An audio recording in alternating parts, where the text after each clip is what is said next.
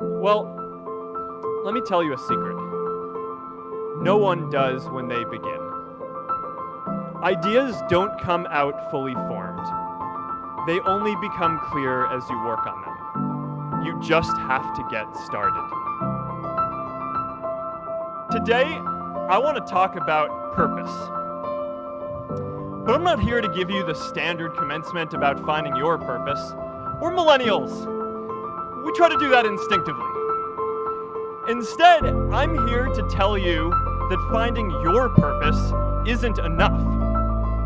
The challenge for our generation is to create a world where everyone has a sense of purpose. One of my favorite stories is when JFK went to go visit the NASA Space Center, and he saw a janitor holding a broom, and he asked him what he was doing, and the janitor replied, "Mr. President, I'm helping put a man on the moon."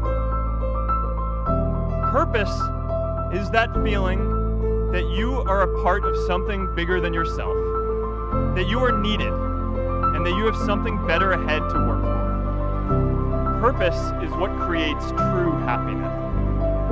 Big vision is going to get called crazy, even if you end up right. Anyone taking on a complex problem is going to get blamed for not fully understanding it, even though it's impossible to know everything up front. Anyone taking initiative will always get criticized for moving too fast, because there's always someone who wants to slow you down. In our society, we often don't take on big things because we're so afraid of making mistakes that we ignore all the things wrong today if we do nothing. The reality is, anything we do today is going to have some issues in the future. But that can't stop us from getting started. So what are we waiting for? It is time for our generation defining great works.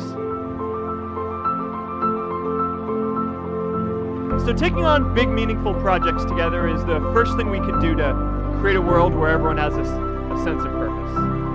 The second is redefining our idea of equality so everyone has the freedom to pursue their purpose. Now, many of our parents had stable jobs throughout their careers, but in our generation, we're all a little entrepreneurial, whether we're starting our own projects or finding our role in another one. And, that's great, because our culture of entrepreneurship is how we create so much progress. An entrepreneurial culture thrives when it is easy to try lots of new ideas.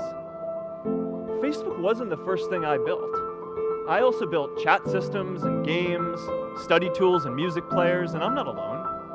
J.K. Rowling got rejected 12 times before she finally wrote and published Harry Potter.